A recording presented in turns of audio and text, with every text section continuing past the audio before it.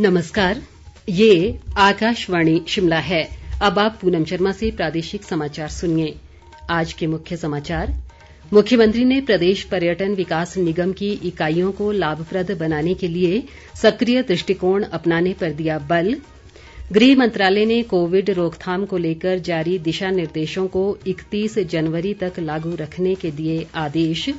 प्रदेश में कोरोना मामलों का आंकड़ा 54,700 के पार। आज अभी तक 83 नए मामलों की पुष्टि। और प्रदेश भर में शीतलहर का प्रकोप जारी। 7 शहरों का न्यूनतम तापमान 0 से नीचे। कोविड-19 महामारी के खिलाफ देश एकजुट होकर लड़ रहा है। आप भी हमारे साथ सुरक्षा और बचाव के 3 आसान एहतियाती उपायों का संकल्प लें। कोविड-19 से बचाव और सुरक्षित रहने के 3 उपाय। मास्क लगाएं, 2 गज दूरी है जरूरी, सुरक्षित दूरी रखें, हाथ और मुंह साफ रखें। अब समाचार विस्तार से। मुख्यमंत्री जयराम ठाकुर ने हिमाचल प्रदेश पर्यटन विकास निगम की इकाइयों को लाभप्रद बनाने के लिए और अधिक सक्रिय व व्यावसायिक दृष्टिकोण अपनाने पर बल दिया है। शिमला में आज HPTDC के निदेशक मंडल की बैठक की अध्यक्षता करते हुए उन्होंने कहा कि कोविड-19 महामारी के चलते प्रदेश में पर्यटन उद्योग बुरी तरह प्रभावित हुआ है। जयराम ठाकुर ने कहा कि इस वर्ष 30 नवंबर तक निगम ने 18 करोड़ 42 लाख रुपए का राजस्व अर्जित किया, जबकि पिछले वर्ष इस अवधि में 63 करोड़ से अधिक के राजस्व की प्राप्ति हुई थी। उन्होंने कहा कि निगम ने कोरोना महामारी के दौरान क्वारंटीन सुविधा उपलब्ध करवाकर 70 लाख की धनराशि अर्जित की। मुख्यमंत्री ने कहा कि निगम को अपने कार्य में कुशलता लाने के लिए परिभाषित मापदंडों और केंद्रित लक्ष्य निर्धारित करने की आवश्यकता है। जयराम ठाकुर ने कहा कि अटल टनल रोहतांग के खुलने से कुल्लू व लाहौल स्पीति जिलों में पर्यटकों की आवाजाही में अभूतपूर्व वृद्धि हुई है। ऐसे में पर्यटकों को बेहतर सुविधाएं उपलब्ध करवाई जानी चाहिए। मुख्यमंत्री ने स्थानीय लोगों की आर्थिकी सुदृढ़ करने के लिए उन्हें होम स्टे योजना से जुड़ने के लिए प्रेरित करने पर भी बल दिया।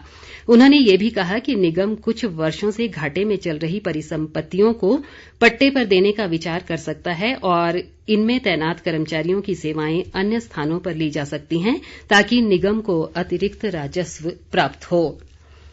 गृह मंत्रालय ने कोविड रोकथाम के बारे में पहले जारी दिशा निर्देशों को 31 जनवरी 2021 तक लागू रखने के आदेश जारी किए हैं।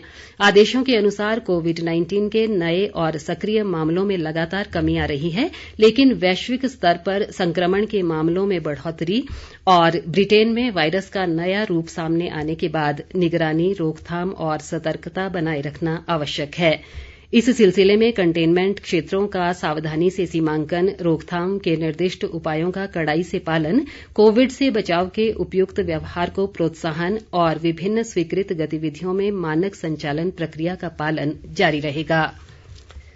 भाजपा के वरिष्ठ नेता व पूर्व मुख्यमंत्री शांता कुमार की धर्मपत्नी संतोष शैलजा का आज सुबह टांडा मेडिकल कॉलेज व अस्पताल में निधन हो गया। वे 83 वर्ष की थीं। गौरतलब है कि संतोष शैलजा पिछले दिनों कोरोना पॉजिटिव पाए जाने के बाद अस्पताल में उपचाराधीन थीं।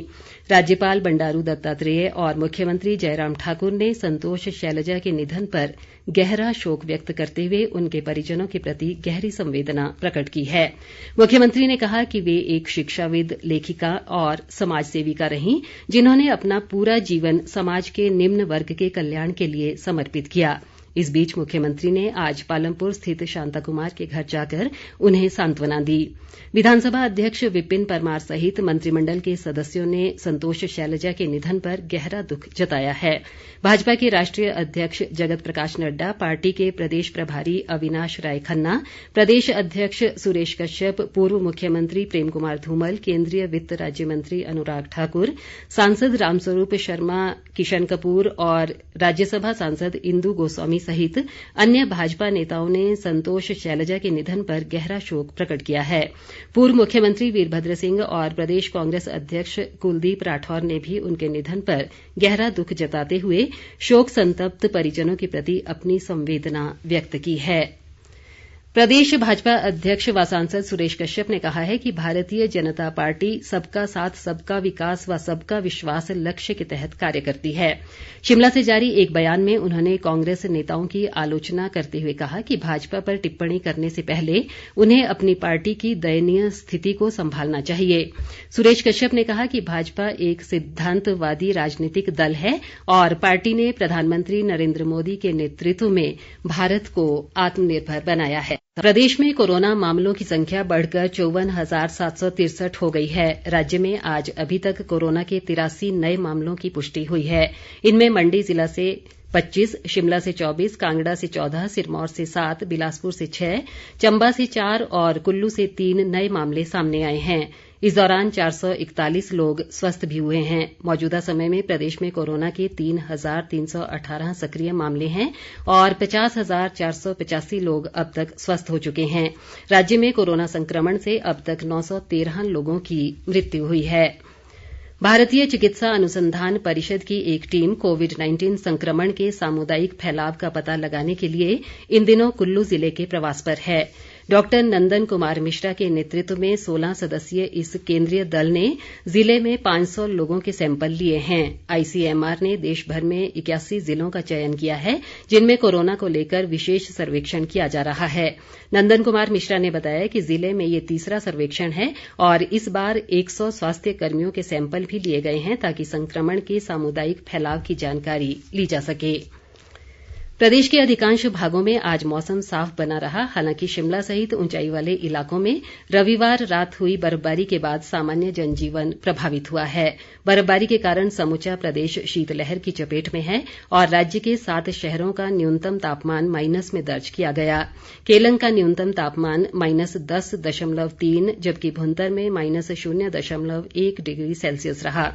इसी तरह कल्पा में -6, सोलन में -0.4, मनाली में -2.6, डलहौजी में -2.9 और कुफरी में -0.2 डिग्री सेल्सियस रिकॉर्ड किया गया।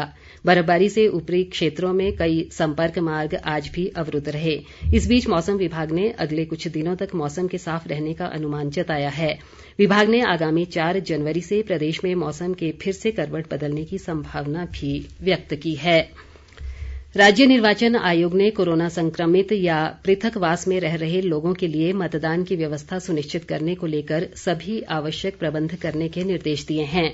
आयोग के आदेशों के अनुसार मुख्य चिकित्सा अधिकारी या उनके द्वारा नियुक्त नोडल अधिकारियों को कोरोना पॉजिटिव मतदाताओं की सूचना संबंधित एसडीएम और खंड स्तरीय नोडल स्वास्थ्य अधिकारी को मतदान से एक दिन पहले देनी होगी। हमीरपुर की उपायुक्त व जिला निर्वाचन अधिकारी देवश्वेता बनिक ने बताया कि आयोग के निर्देशानुसार कोरोना पॉजिटिव या पृथकवास में रह रहे मतदाता से कोविड-19 से संबंधित सुरक्षा प्रोटोकॉल के तहत मतदान 4 बजे के बाद करवाया जाएगा। उधर कुल्लू नगर परिषद और भुंतर नगर पंचायत के लिए आगामी 10 जनवरी को होने वाले चुनाव के लिए मतदान केंद्रों की अधिसूचना जारी कर दी गई है। चंबा जिले में कोविड-19 महामारी के दृष्टिगत जारी सुरक्षा मानकों का उल्लंघन करने पर पुलिस ने 3,000 चालान कर करीब 16 लाख रुपए का जुर्माना वसूल किया है। पुलिस अधीक्षक अरुल कुमार ने आज चंबा में एक पत्रकार वार्ता के दौरान ये जानकारी दी। उन्होंने कहा कि नववर्ष को लेकर जिले के पर्यटन स्थलों खजियार व डलहौजी में काफी संख्या में पर्यटक पहुंच रहे हैं। ऐसे में इन स्थानों पर पुलिस जवानों की ड्यूटी लगाई गई है। अरुल कुमार ने पर्यटकों से मास्क पहनने और सामाजिक दूरी सहित अन्य दिशा निर्देशों की अनुपालना सुनिश्चित करने का आह्वान भी किया। लाहौल स्पीति जिले के काजा में बने आइस हॉकी रिंक में प्रशिक्षित 15 प्रतिभागी गुलमर्ग में 1 जनवरी से आयोजित होने वाले राष्ट्रीय एडवांस आइस हॉकी कैंप में भाग लेंगे। एडीएम ज्ञान सागर नेगी ने बताया कि इन प्रतिभागियों में 8 लड़कियां व 7 लड़के शामिल हैं। उन्होंने कहा कि जिले से 15 प्रतिभागियों के चयन से बच्चों में आइस हॉकी के प्रति उत्साह बढ़ेगा। केंद्र सरकार यात्री सुरक्षा को और बेहतर बनाने के लिए वाहनों की अगली सीट पर ड्राइवर के साथ बैठने वाले यात्री के लिए एयरबैग अनिवार्य बनाने पर विचार कर रही है। सड़क परिवहन और राजमार्ग मंत्रालय ने नए वाहनों के लिए अगले वर्ष 1 अप्रैल से और पुराने वाहनों के लिए अगले वर्ष 1 जून से इसे लागू करने का प्रस्ताव किया है। मंत्रालय ने इसके मसौदे की अधिसूचना अपनी वेबसाइट पर डाल दी है। लोग टिप्पणियां और सुझाव 30 दिनों के भीतर भेज सकते हैं। अंत में मुख्य समाचार एक बार फिर। मुख्यमंत्री ने प्रदेश पर्यटन विकास निगम की इकाइयों को लाभप्रद बनाने के लिए सक्रिय दृष्टिकोण अपनाने पर दिया बल। गृह मंत्रालय ने कोविड रोकथाम को लेकर जारी दिशा निर्देशों को 31 जनवरी तक लागू रखने के दिए आदेश। प्रदेश में कोरोना मामलों का आंकड़ा 54,700 के पार। आज अभी तक 83 नए मामलों की पुष्टि। और प्रदेश भर में शीतलहर का प्रकोप जारी। 7 शहरों का न्यूनतम तापमान 0 से नीचे। इसी के साथ ये समाचार बुलेटिन समाप्त हुआ। नमस्कार।